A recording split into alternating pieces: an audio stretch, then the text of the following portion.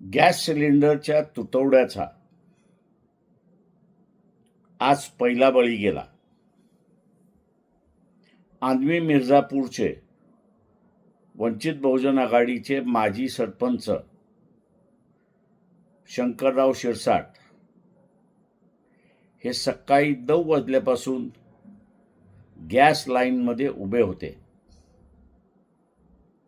दुपारी 1-1:30च्या दरम्यान त्यांना चक्कर आली आणि त्याचमध्ये त्यांचं निधन झालं. गॅस तुटवडा होणार याची अगोदर कल्पना दिली होती.